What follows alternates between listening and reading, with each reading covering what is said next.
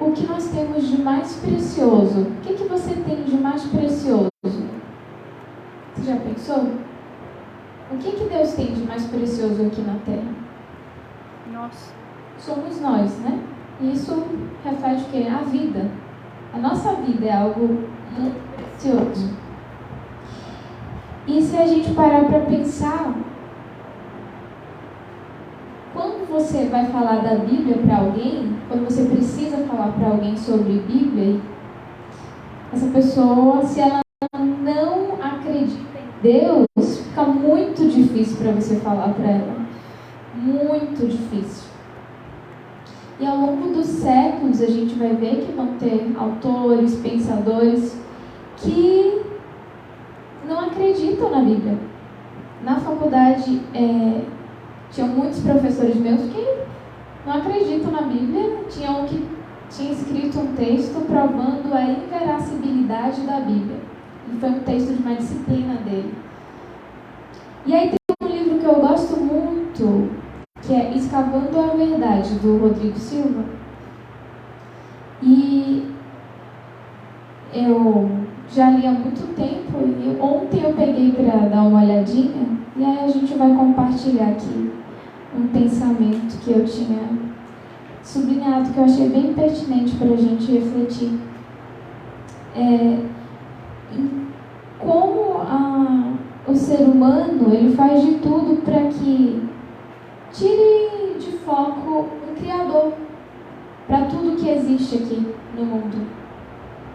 E aí isso é desde o século, desde o iluminismo lá alemão do século XVIII. Então muitas pessoas ali influenciadas pela filosofia, de Engel, esses autores que ensinavam, por exemplo, Engel dizia que Paulo não foi o autor da maioria das epístolas, que levam o seu nome, que o Evangelho de João seria um pseudo-epígrafo do segundo século depois de Cristo, que o Pentateuco não passa de uma compilação tardia de textos, feita a partir do sexto século. Então a gente vai ver de tudo. E aí tem muita gente, falando que não é confiável, que acerca a história de Jesus. Então a gente vê que naquela época na Europa muitas pessoas acreditavam nisso e que Deus para eles era simplesmente um ser criado na imaginação, E para eles não existe um controle divino dos acontecimentos. Tudo está nas mãos dos homens. E o destino do mundo é decidido por governantes comuns. Muita gente acredita assim. Então a razão humana tornou-se então o padrão definitivo e a fonte do conhecimento, enquanto a Bíblia, registro infalível da revelação divina na história, passou à alcunha de coleção de mitos, sem nenhum valor histórico.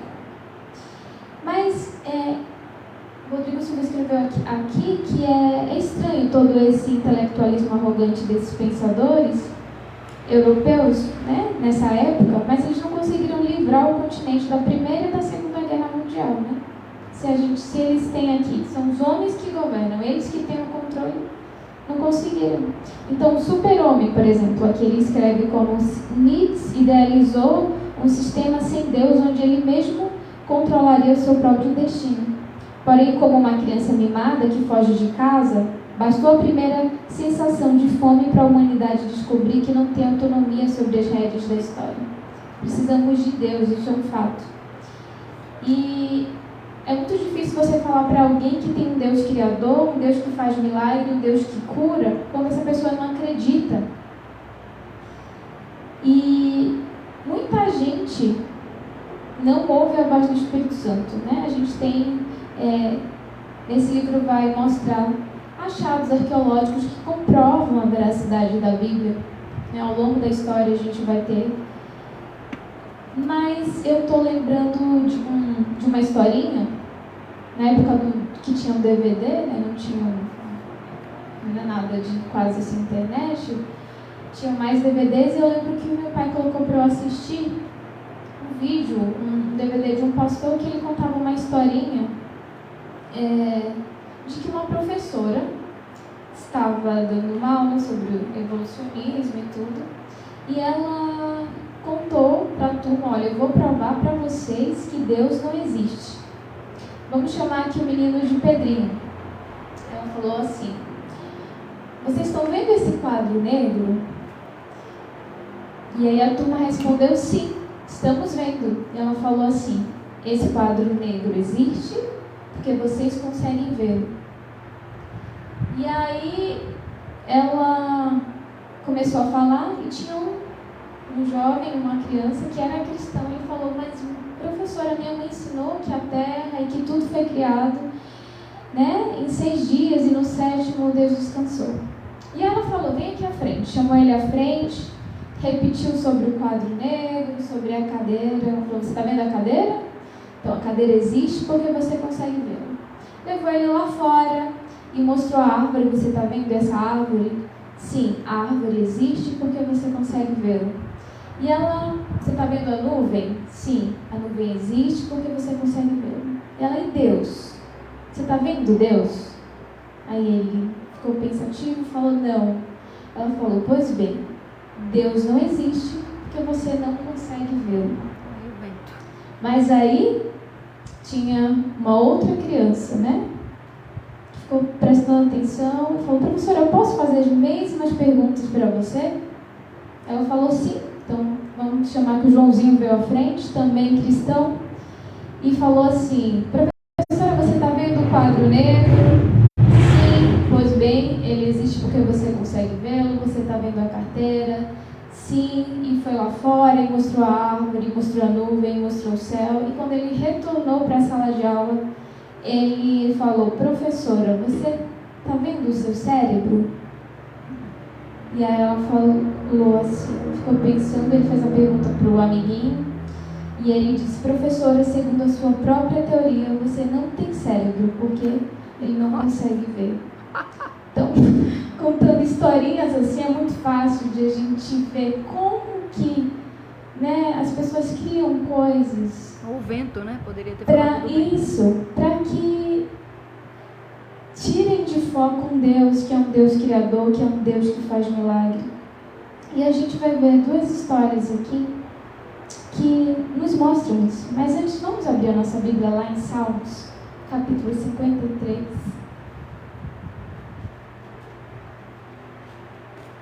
Salmos 53.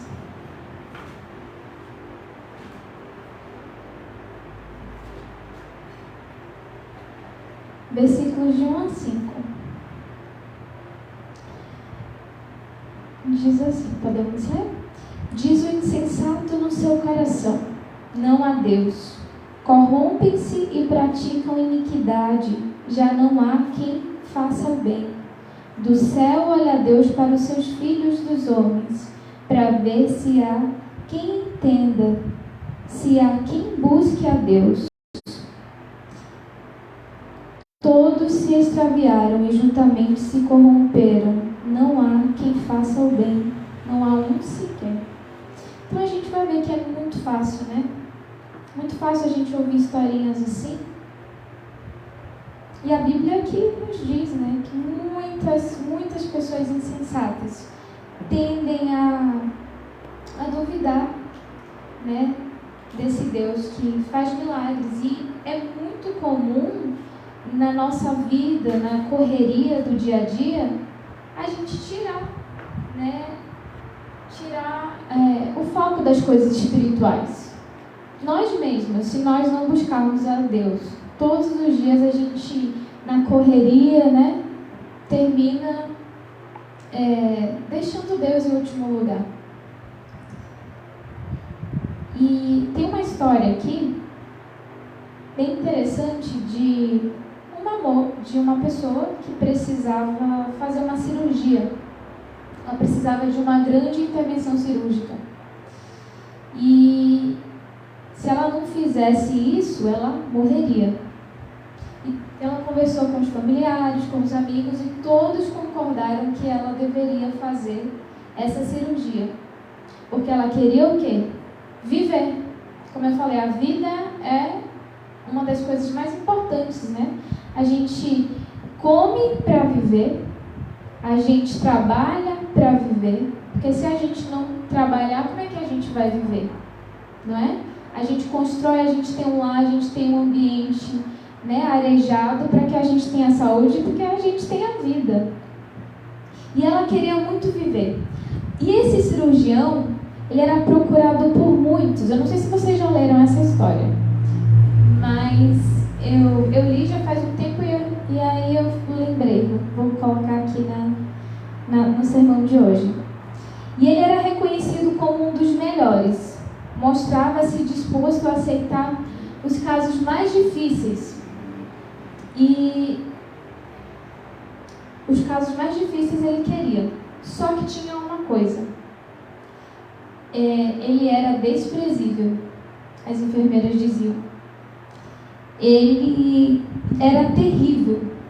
Se você discordar ou fazer algo que ele queira rapidamente, ele exige, ele grita, ele xinga, ele joga as coisas.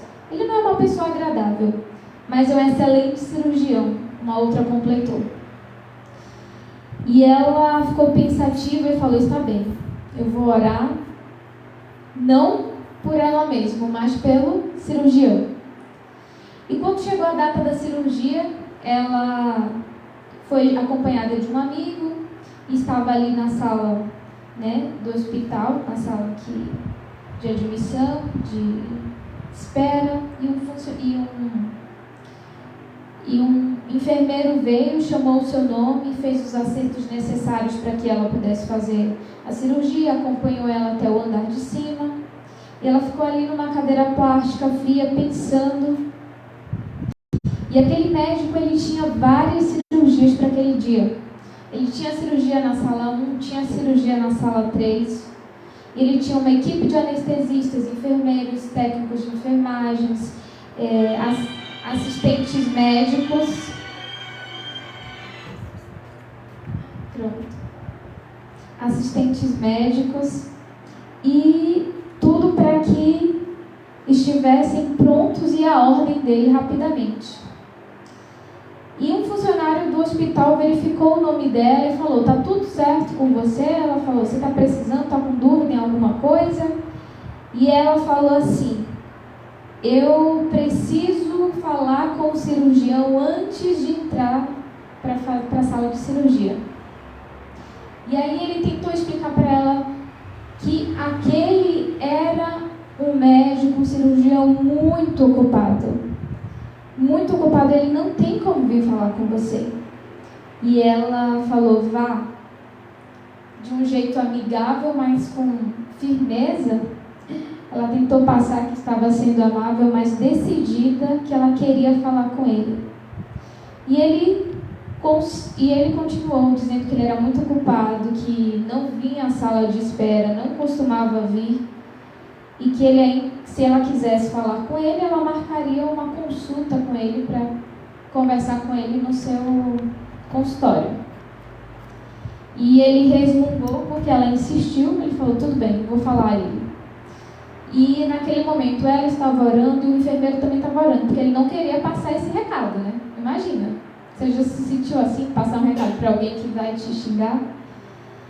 E ele foi e tocou no ombro dele e falou: olha, a senhora exige que você esteja lá antes de fazer a cirurgia. Então, quando ele terminou a cirurgia, ele estava esfregando os seus braços e mãos, e ele esbravejou com aquela afronta. Para ele foi uma afronta, porque nunca ninguém estava ali para dar ordens a ele, e sim ele para dar ordens às pessoas, né? Dizer o que fazer. E ele se levantou para ir ao encontro dela, junto com o enfermeiro, xingando. Ele disse: olha, se ela continuar com essa história, eu não farei essa cirurgia, nunca mais, e ela morrerá. E quando ele estava indo, ela levantou e veio até a sala que ele estava, e estendeu a mão e disse: por favor, eu posso orar com você? E a história conta que ele, sem saber o que dizer, né, há muito tempo ele não orava, a história diz, ele gaguejou, não pensando nas palavras, admirado com aquela mulher cuja determinação conseguiu que ele fizesse algo que não fazia por muitos anos. E aí, sem pensar, ele estava orando. E a história conta que ele ficou pensando, o que dizer? Como orar? E veio na sua mente, em paz me deito e logo pego no sono. Mas rapidamente ele rejeitou, não era para esse momento. Então ouviu um eco suave de uma professora primária, como se estivesse no ouvido dele, Pai Nosso, diante de toda a classe. E ele permitiu que ela apertasse suas mãos e fechou os seus olhos, esperando que conseguisse ler as palavras da oração no interior de suas pálpebras. E ele começou ali a ficar mais calmo, e ela terminou ali, e ele estava naquele momento pedindo ajuda a Deus, prometendo a Deus que iria ouvir, ser bondoso, iria perdoar e amar. E ela terminou a oração bem mais próxima do coração dele e o deixou voltar para a grande porta. E ela disse, agora pode ir, muito obrigada por ser um grande cirurgião. Muitas pessoas não têm esse contato, né, com Deus no dia a dia. E isso faz com que elas se tornem pessoas mais frias. A gente sabe que o amor está se esfriando cada dia mais. E às vezes fica difícil para você confiar em Deus se você não o conhece. Não tem como você confiar em alguém se você não conhecer essa pessoa. Você não vai sair com uma pessoa desconhecida. Ah, vamos passear ali? Você não vai, porque você não confia. Então, para você se entregar, para você se entregar a Deus e fazer aquilo que Ele pede, você precisa conhecê-lo. E a gente vê com a correria do dia a dia, com o mundo que nós vivemos, a tendência é nós desconhecermos realmente, né? Um Deus que é um Deus perdoador, é um Deus de amor, é um Deus de paz, misericórdia. E a gente vai ver hoje que, em duas situações aqui na Bíblia, que Ele é um Deus de milagre. É um Deus que refaz, é um Deus que cura, é um Deus de toque, né? De toque de fé. A gente viu que aquela mulher tocou. E vamos abrir lá na história dessa mulher. Mateus capítulo 9, versículo 20 ao 22.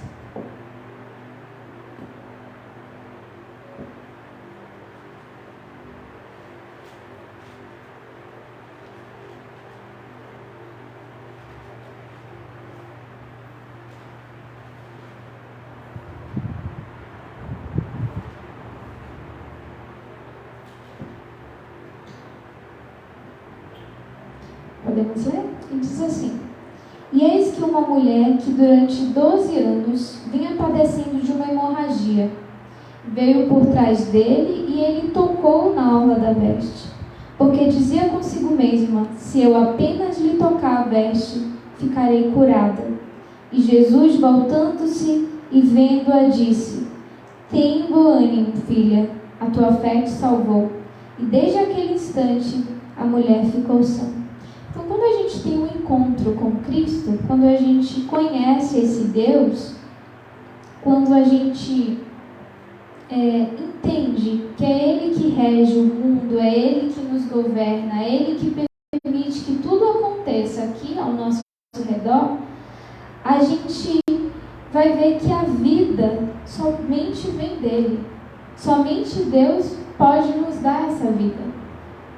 É Ele que vai nos restaurar.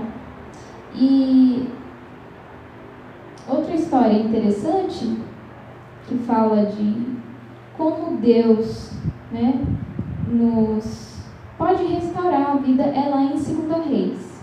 2 Reis, capítulo 4, versículo 34.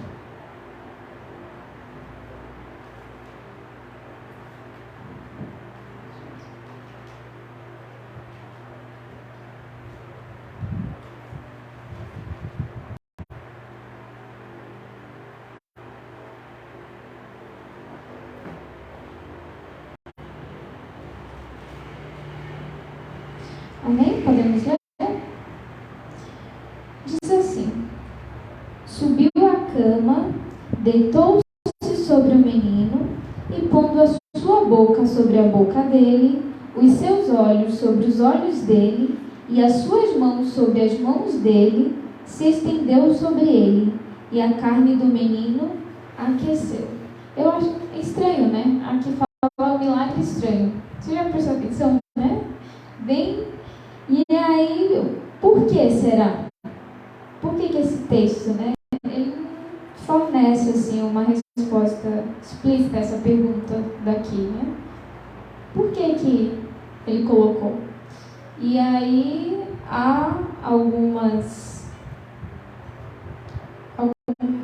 pensamentos que permitem nos pensar, né? Por que Eliseu ressuscitou assim o menino colocando?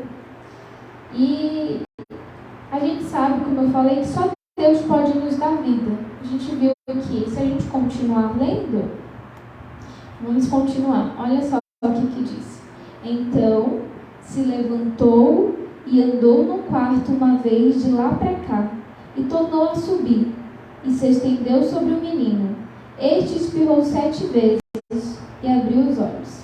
Então a gente sabe, né, que essa história aqui fala de Eliseu e a Sunamita, a história bem conhecida. O objetivo principal dessa história provavelmente seja mostrar que Deus é o autor da vida. E a gente vai ver, só Ele que pode dar vida aos mortos. E aqui a gente vê que é sugerido que nem mesmo o profeta tem poder para fazer isso. E a gente vê como é manifestado o poder de Deus aqui. E aqui está exemplificado de 2 maneiras. Nós não sabemos por que o profeta pediu para que o seu servo, a gente não vai ler tudo, mas que ele pediu para que ele colocasse o cajado, símbolo da presença e da autoridade do mensageiro de Deus, no rosto da criança. Mas esse ato não fez nenhuma diferença. Sabemos também que a ação peculiar de Eliseu só aqueceu o quê? O corpo da criança. Quando ele coloca, né, a boca em cima da boca da criança, os olhos, aqui a gente vê que ele só aqueceu ali o corpo da criança, mas não lhe devolveu a vida.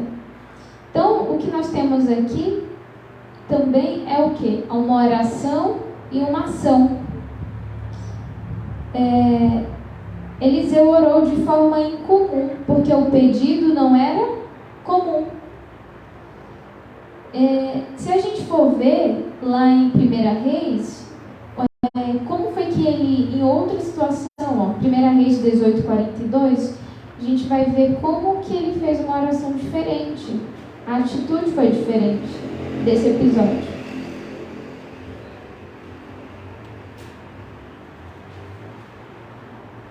Primeira Reis 18:42.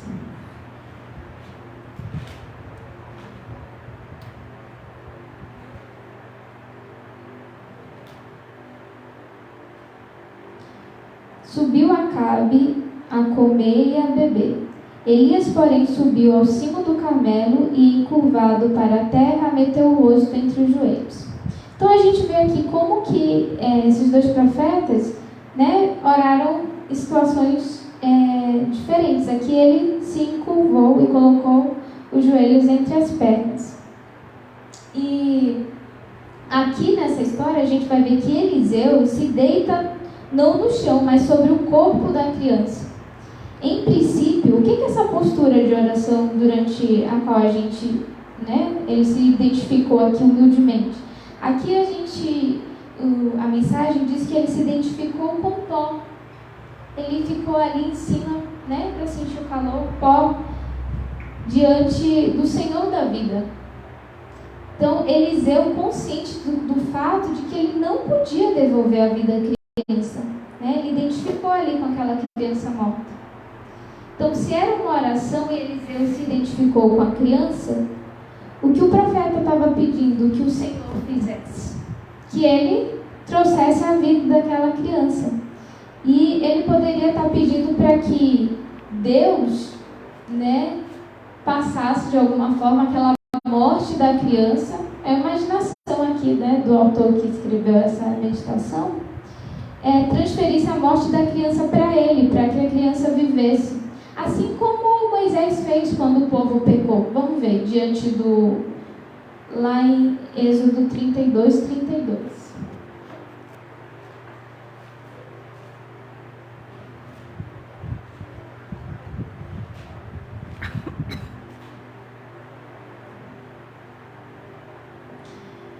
Aqui nesse momento, quando Moisés vai interceder pelo povo, ele diz assim: agora, pois, perdoa-lhe o pecado, ou se não, risca-me, peço-te do livro que escreveste. Então aqui a gente pode imaginar que Eliseu também estivesse pedindo ao Senhor que devolvesse a criança, né, a vida. E algo que o profeta, como um ser vivo ali, já tinha vida.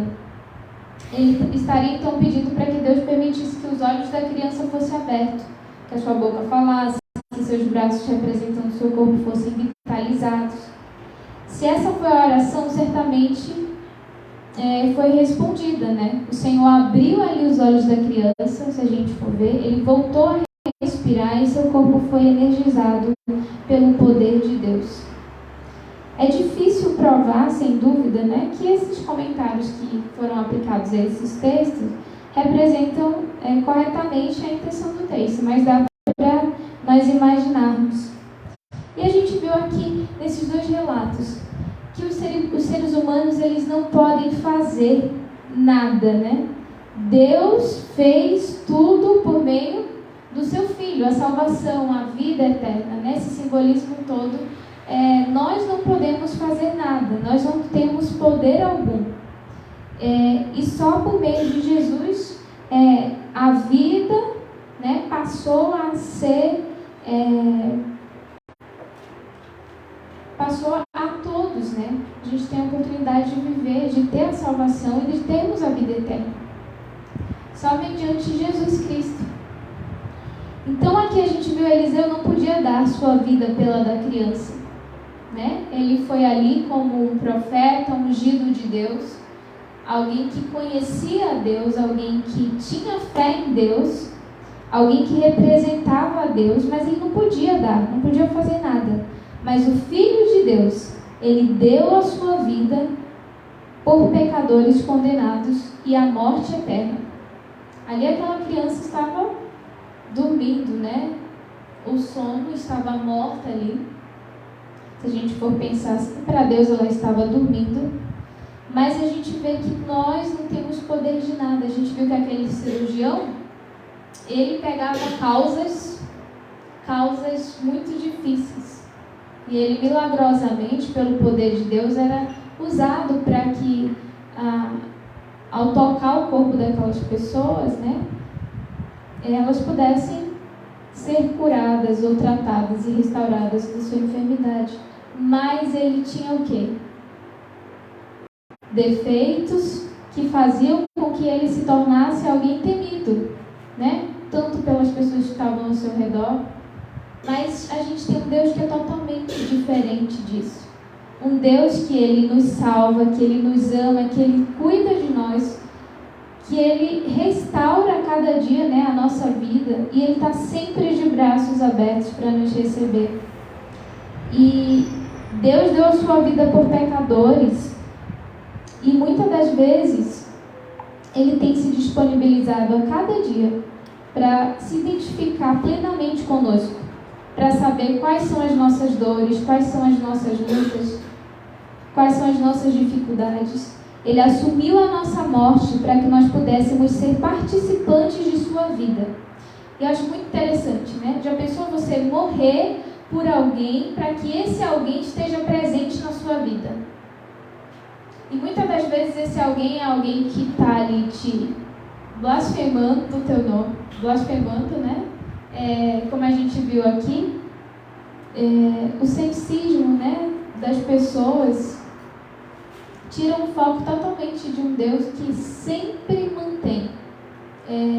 Embora a gente, o ser humano, a cada dia maltrate uns aos outros, né, e faça a maldade imperar, Deus, Ele miraculosamente tem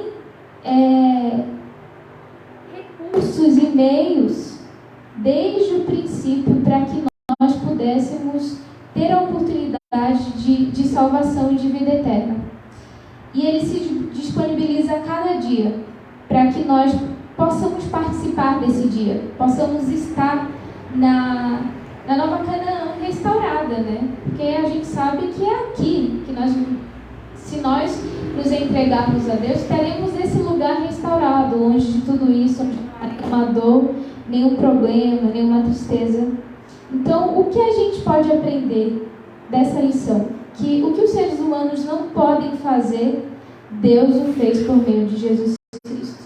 Que nós venhamos a cada dia confiar nesse Deus, um Deus maravilhoso, e que nós nunca venhamos desacreditar de que, embora nós não tenhamos as respostas para tudo que nós, de alguma forma, queiramos, Deus ele está no controle de tudo, né? E antes mesmo de nós nascermos, Ele já sabia como seria o desfecho desse mundo. Que nós venhamos ser canais de bênção, porque Eliseu orou de uma forma incomum, porque o pedido era incomum. Que nós venhamos ter em comum isso, de levar esse amor às outras pessoas, de levar esse Deus que faz milagre, que pode dar a vida, né? A vida eterna, porque nós sabemos que aqui a nossa vida ela é muito breve, é finita.